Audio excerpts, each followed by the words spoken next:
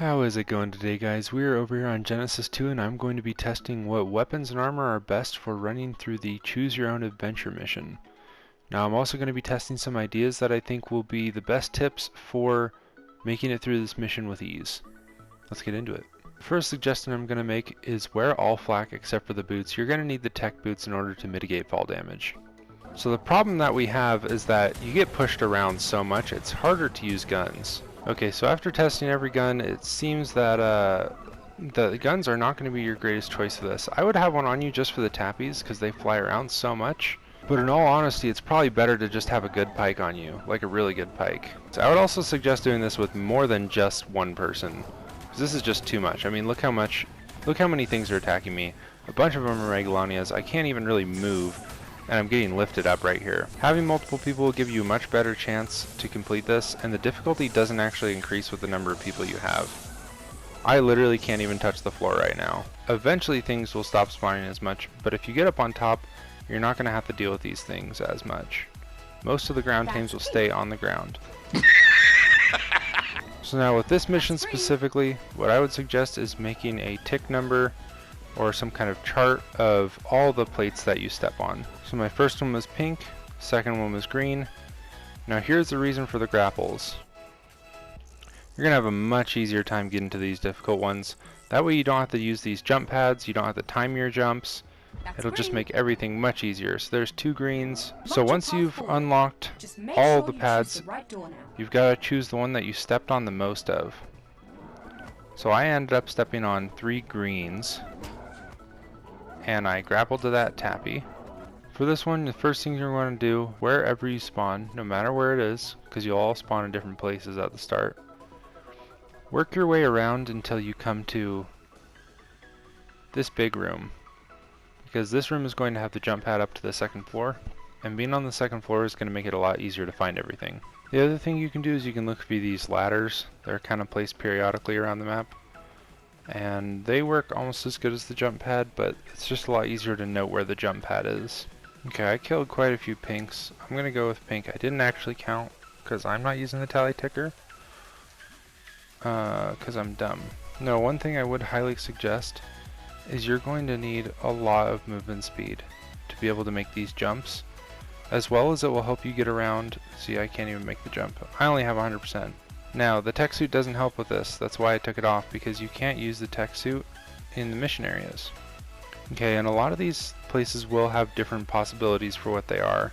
When I first did that last mission, it was the keys, and then this one had the pressure plates, and the first one was killing the bugs. So it's different every time. So the first thing I would suggest on this one is try and get to one of the other edges. For me, I like to go over to this one over here. And you can swim in the water, it's not a big deal. And then get on one of the ladders. Now this is essentially for the same reason that I suggested having grapples. Getting you to a high point will really help to be able to just fall down onto other areas. Now here's where I highly suggest either having a minigun or a shotgun. So you can't do any damage to this thing, but you need to find the color of pads that are associated with the 2 summoners. So you can see it says green pads, or green floor plates, and pink floor plates. Only touch those 2. You might think it's a good idea to try and touch, just run around all of them. This will electrocute you and stop your progression. There are 6 locations of these pads, maybe 7. So you're going to have some plates at the back, some in each of the corners, and then some around all the pillars.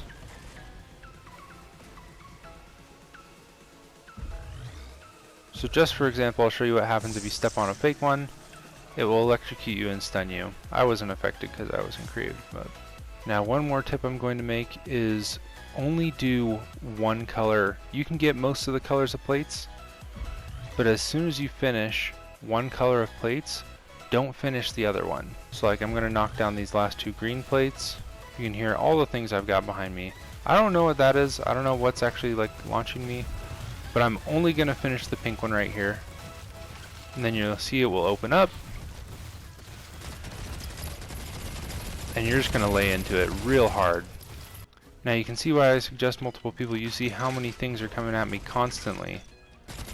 but the minigun will shred this thing super fast. Now that I finished the pink one, I'm going to step on the green plate, open it up. For this one I'm going to show you how the shotgun does, because it does pretty decent too. I just prefer the minigun. The shotgun's probably better though. It only took me 4 shots with a primitive shotgun. And after you defeat those, it'll open up the big one.